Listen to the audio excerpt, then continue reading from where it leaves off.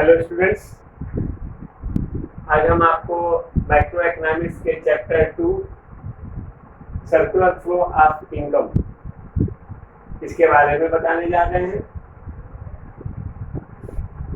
Circular flow of income, इसका अर्थ और इनको 3 चरणों में हम लागू करते हैं, इसके बारे में बताएंगे।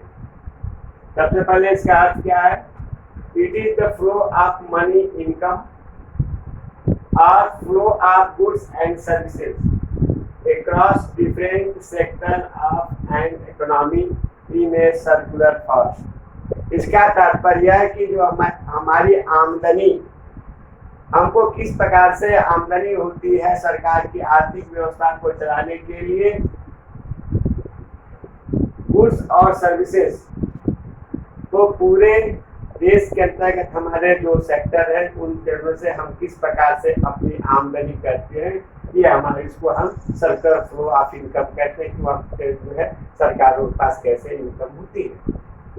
या इसको हम इस प्रकार कहें, it is a flow of activity of production, income and expenditure involving different sector of economy, namely house hold sector, production sector, government sector and rest of the world sector. इसका तात्पर्य कि ये सर्कुलर फ्लो, मनी फ्लो हमें production, income और expenditure के द्वारा जो हमारी इकोनॉमिक अर्थव्यवस्था है, जिसमें कि हाउस होल्ड सेक्टर, आंतरिक व्यवस्था, प्रोड्यूसर सेक्टर उत्पादन के क्षेत्र में, सरकार गवर्नमेंट सेक्टर सरकार के द्वारा की गई कार्यों के बारे में, and rest of the world बाकी दुनिया से किस प्रकार से हमको, कहाँ से हमको इनकम हो रही है, जो हमारी आमदनी हो रही है, ये हमारी सर्कुलर फ्लो ऑफ इनकम है। इसको हम एक डायग्राम के माध्यम से आसानी से समझ सकते हैं। पहला इसमें फेज ऑफ प्रोडक्शन, सेकेंड है phase of income generation and third है phase of expenditure. Phase of production के अंतर्गत हमको कहां से ये आमदनी प्राप्त होती है, उत्पादन के जरिए हम जो उत्पादन प्राप्त करते हैं,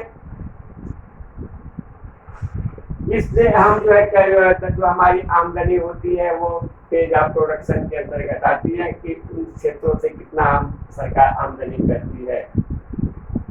और उस प्रोडक्शन के बाद फेज ऑफ इनकम जनरेशन, हम अपनी अर्थव्यवस्था में इनकम को किस प्रकार से जनरेट कर दिया, यानी कि हम कितने उत्पादन को, प्रक्रिया को लागू करके हम कितने धन संपत्ति वह इकट्ठा कर पाते हैं, यह हमारा फेज ऑफ जनरेशन है।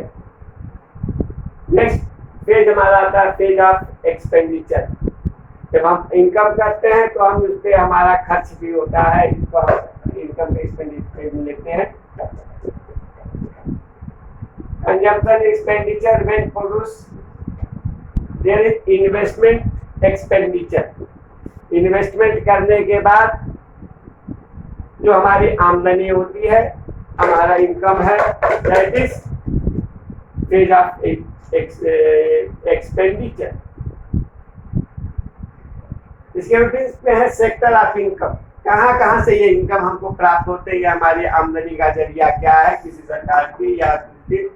पहला इसमें house hold sector. House hold हम जो गृह कार्यों से या जो छोटे मोटे उत्पादन के द्वारा जो घरेलू उत्पाद है उसके द्वारा जो हम उत्पादन हम आमदनी करते हैं, इनकम करते हैं, that is house hold sector. Second है प्रोड्यूसर सेक्टर। बड़ी कंपनियां, संस्थाएं जो उत्पादन करती हैं उसके द्वारा जो हम आमदनी करते हैं, हमारी इनकम होती है, तो हमारा प्रोड्यूसर सेक्टर कहलाता है।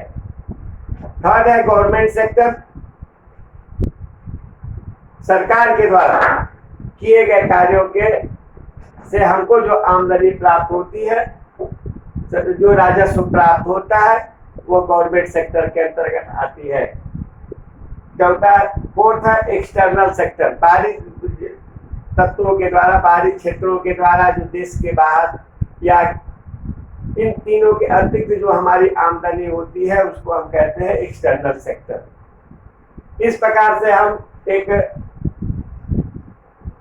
इनकम का जो हमारा एक जो है ये चक्रीय प्रणाली है, जिसमें कि हम किसी भी देश की अर्थव्यवस्था के लिए, इकोनॉमिक के लिए हम व्यवस्था में जो है इनकम का जो है आमदनी का जरिया हम प्राप्त करते हैं। ये हमारा सर्कुलर फ्लो ऑफ इनकम है।